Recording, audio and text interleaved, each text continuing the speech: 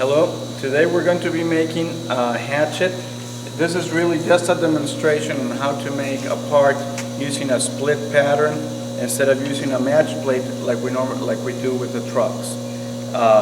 So let's go ahead. Basically, we're going to start with a pattern. If you look at this pattern, the pattern is split down the middle, and the idea of that is that one side can rest flat on a surface, and then on the other side we'll just put this, and that will help us make the complete shape. We will also be using a core to make the interior of the hatchet, and for that we will use this core box. Now normally cores are made with chemically bonded sand, but in this case we'll just use green sand. Given the type and shape of the core, that will be adequate. Okay, the proper flask for this particular pattern is this one. Is a 10 by 8, and we're also going to need a flat pattern board to lay our pattern in. Now, unlike the match plate that already has a gating made within it, we are going to have to cut the gating into the mold for this part. So let's go ahead and start. The first part is we'll take the part of the flask that does not have the pins. We're going to put it there, and then we're going to grab our pattern. One side of our pattern has pins, the other one does not. We're going to grab the side that does not have pins, and we're going to lay it over here where we can on the board. Now it's important here to notice that we need to leave enough room for the gating system, which we are going to put on this side, and our gate is going to be connecting to this part of the hatchet. Okay, so as with our other parts, we start by putting some parting powder. Again, the amount about as if you were dusting a cake with sugar. Then we're going to riddle our sand, and only the sand that's going to be in contact with the pattern. Okay, so it's just a small amount of sand that we need to riddle.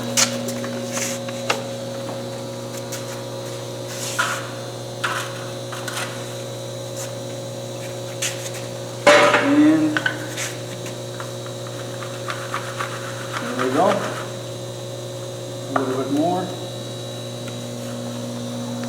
And again, if you push this sand through the sieve, be careful. As on occasion we have little bits of aluminum that can go into your hand. The rest of, look at how much we have. We basically just covered the pattern and the board, and that's all the sand that we need to riddle. Anything more than that is just wasted time. So put this here, and then I'm going to compact the sand around the pattern and around the edges. Make sure that the entire pattern is covered with this riddled sand.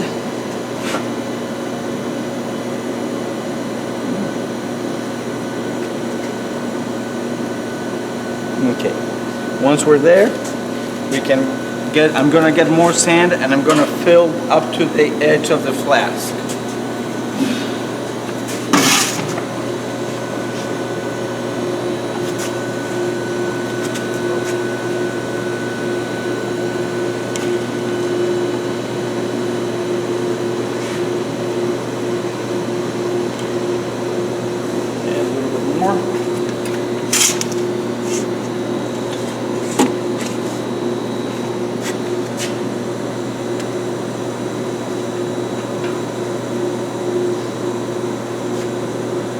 Now, with the rammer,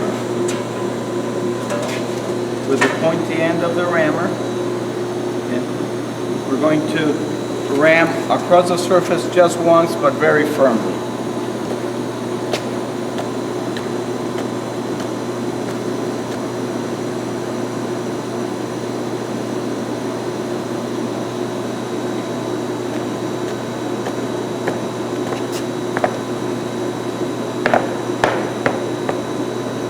There we go. Then I'm going to put sand again, probably to about half to 1 inch above the edge of the flask.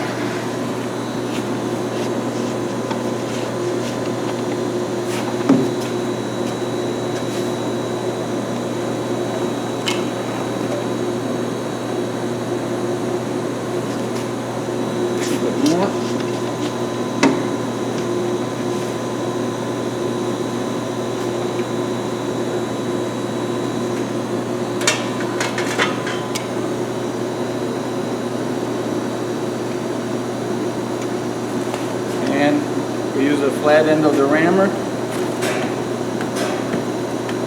ram that. And again, just once over. Now here I can see that I need a little bit more sand there, so I'm going to get more sand, just a little bit.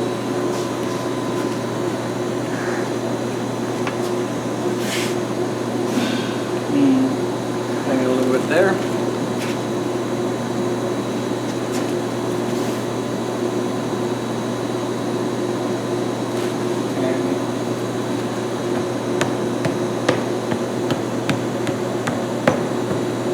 Again, just once over firmly, and we're done.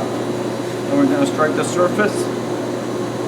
This, make sure that the flask doesn't move excessively. Now, ideally, we would have all of it perfectly flat, but this will do. It doesn't have to be perfect.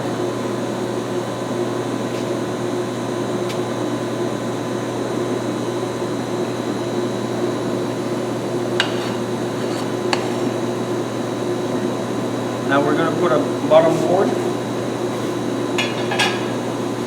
and we're going to use a metallic bottom board so that if we spill any metal during pouring, then it touches the bottom board, it doesn't smoke, it doesn't burn. And as we lift it over, we need to make sure that this pattern board stays in place and it doesn't slide.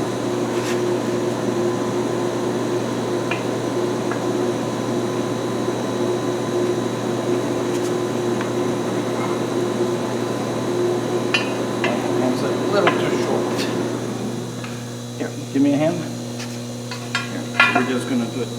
We're gonna go this way. We're gonna take everything. 1, 2, 3. It's not heavy, it's just cumbersome. Okay? And there we go. Now, we remove the bottom board, and you can see the half of the pattern. As you can see here, that's the one half of the pattern. Here's the other half, and because of the pins, it's just gonna set it on top, and it will align just right. Now we get the cope portion of the flask.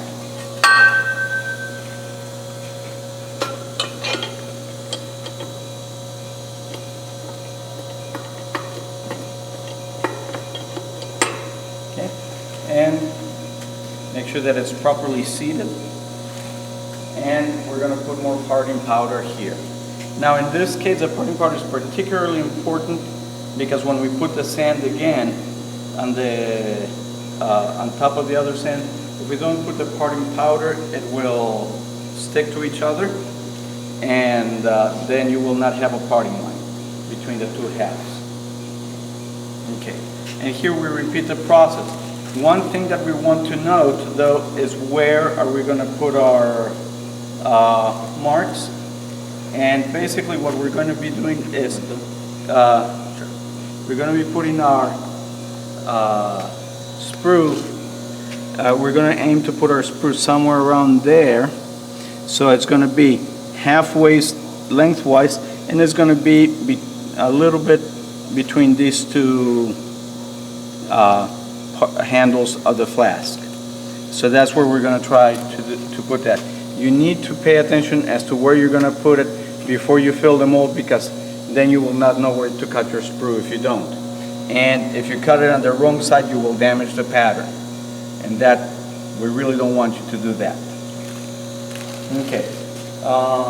So now we repeat the process of filling the flask with sand. And the shovel. And this side, this half is the same as the first half. Again, we put sand in here.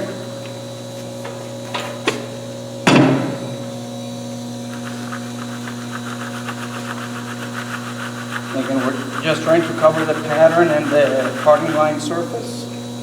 We're going to need a little bit more sand.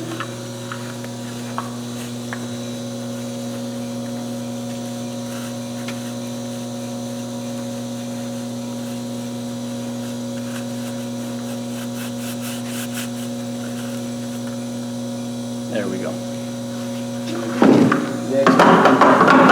Right back there. And once again, we're going to press this with our fingers to make sure that the pattern is completely covered, the edges, etc. And that's it. Now, again, we're going to fill the flask to the top, to the edge of the flask roughly, and then compact it with the pointy end of the rammer.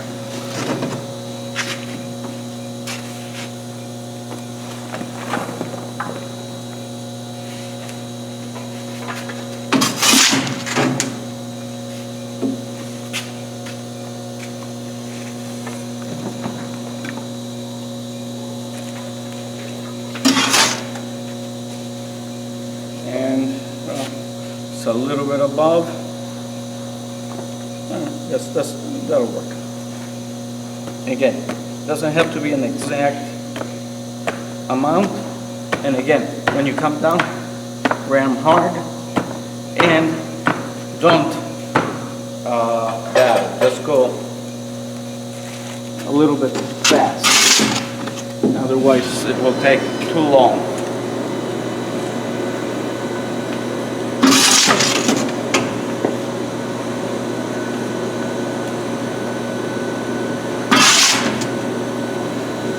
We fill over the edge of the flask, and we use a flat side.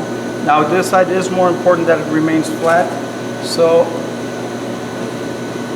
let's see if we'll need more sand. That looks about right.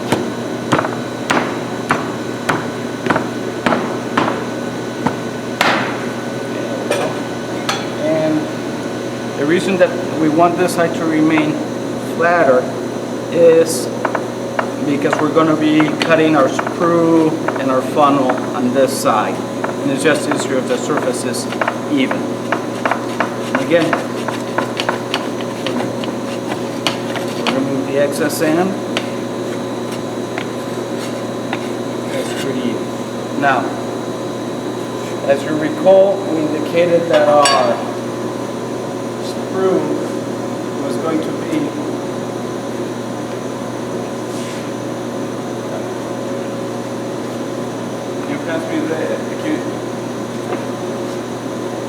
we're going to use our sprue cutter and our rawhide mallet, and if you recall, we wanted our sprue to go down the middle and where these two came together, so we put it there. Now, so that's the first step, is locating where the sprue is going to go. The second thing is how deep. So you measure to the parting line, and when you hold it such that when you get to the bottom, the mold is touching the edge of your finger.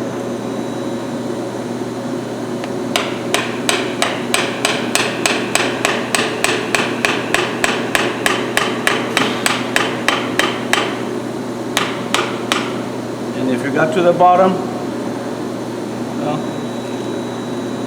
you should be able to see the parting powder. So maybe we're not quite there. Let me go a little bit further.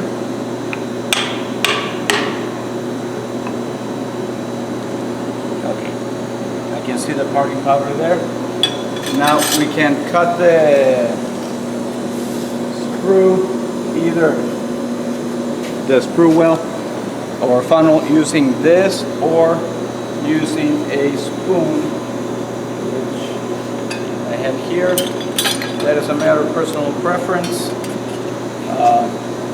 I prefer to use a spoon because then I can pull the sand out at the same time. But again, it's a matter of personal preference.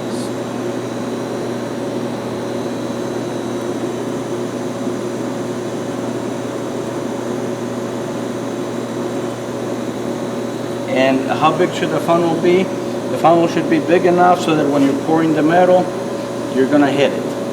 You're not gonna miss it. So it doesn't have to be very large, but large enough. Okay. So there we go. Now we finished cutting the sprue and the rest of the pattern, etc. In the funnel.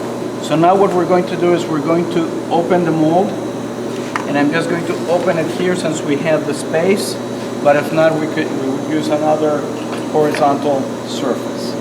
Now when you're separating the mold halves, make sure that you don't have any sand stuck here between the pins, because that tends to stick the flasks together. It tends to jam them. And when you're pulling up, always make sure that you're pulling up as vertically as possible. Here we go. This side is jamming a little bit. And there we go. Now, normally the pattern would have stuck to this side. In this case, it's so shallow and it's got enough draft that it just stayed there. That's fine. That's not a problem. Now, as you can see, the sprue didn't come all the way through. Check to see how far it is. Okay. Yeah, it did go deep enough, but because it formed that dimple, we didn't get there. So we'll just dig it from this side.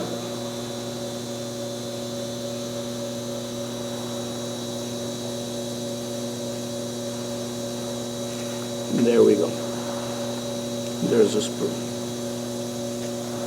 And so if you get an incomplete sprue, just when you do this, just be careful that you're not tearing the mold apart.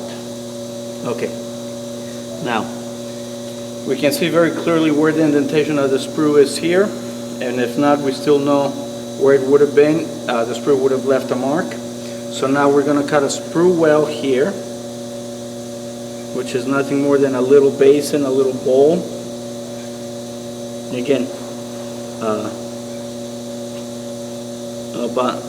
probably about twice the diameter of the sprue, roughly, and the depth, probably about the depth as the width of the sprue, roughly. Now, and one advantage of using a match plate over split pattern is that the match plate has a gating with it, so you don't have to do this by hand, but this is what we have. Okay, so now to remove our patterns, well, we can remove this half. The second half, you want to tap gently. Now you're going to need a couple of pointy objects to pull that out. Do you have another pen? Something like this. So I'm going to tap the pattern gently, just to loosen it a little bit. It's going to need a little bit more than that, so I'll use this.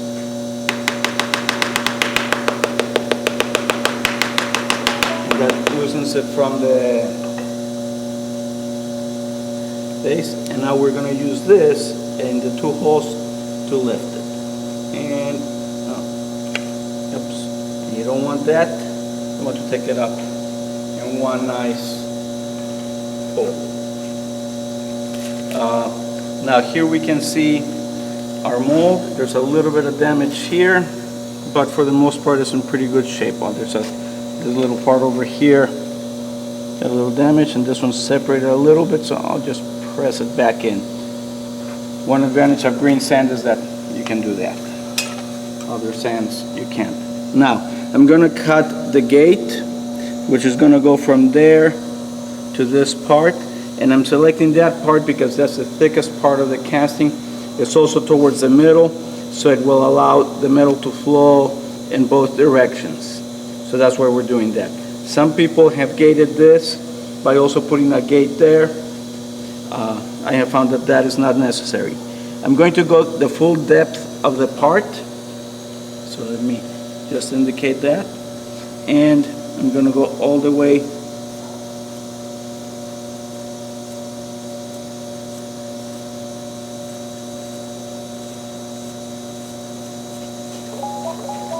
all the way there.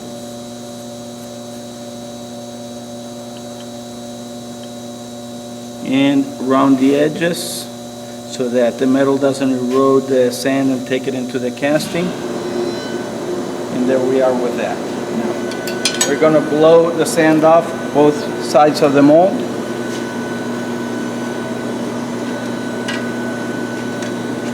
And again, be careful not to blow the sand on anybody's face, and don't do it so close that you will damage the mold just from the sand blow.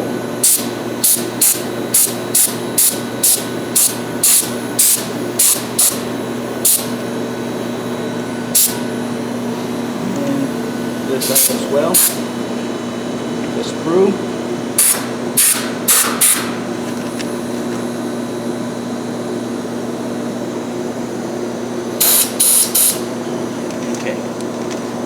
Like that. Now, the only thing that we're missing now is the core, and the core is going to be the piece of sand that's going to go here to make the cavity in the hatchet head. As I said, we're going to make it out of green sand. This is the core box, and the way that we're going to do is this is a very simple core box, so we're just going to hold it with our hands and compact the sand in by hand. So you're coming over here, you put a little bit of sand in, and compact it very well while keeping the core box closed. Put a little bit more, and again, just put a little bit, just put some at a time, probably about a quarter of the core at a time seems to work well. So you'll do this about four or five times.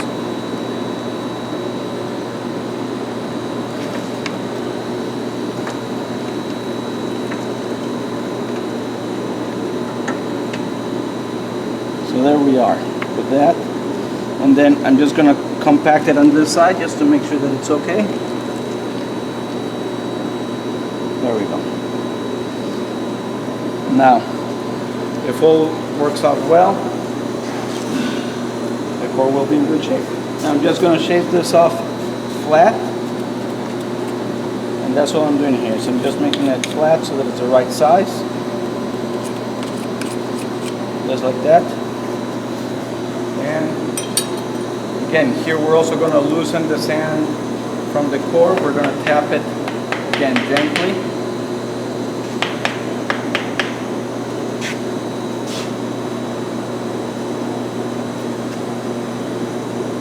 And okay, you can see that the surface finish of that core is not very good, so I'm going to make another one.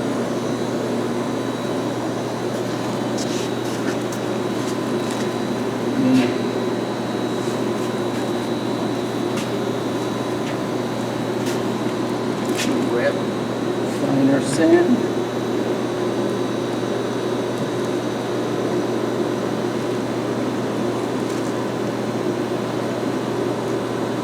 I'm going to compress a little bit harder as well.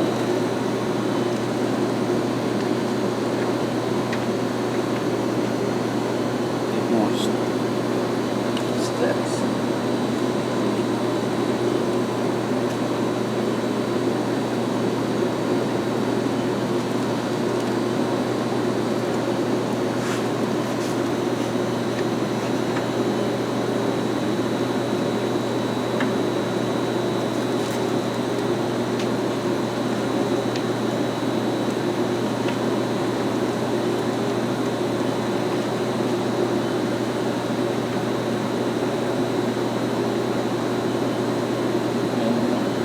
From this side again,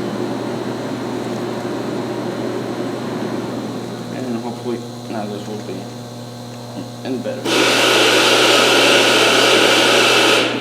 I hope you enjoy the sound effects.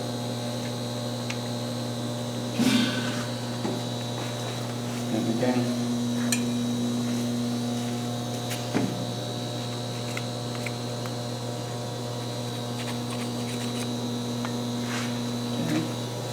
and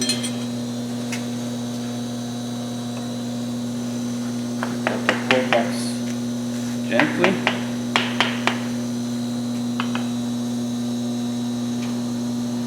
And that's better. Okay, now we take the core out of the core box.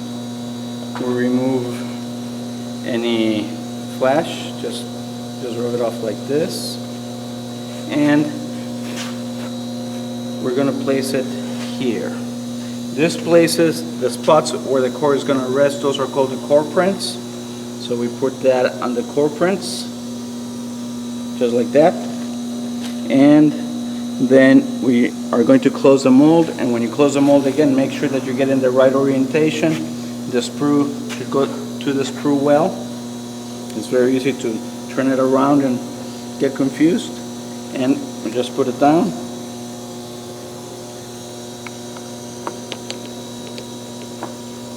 Gently. Make sure that it fully closes. And clean off the excess sand. Put it on the conveyor and just give it a push to roll it over.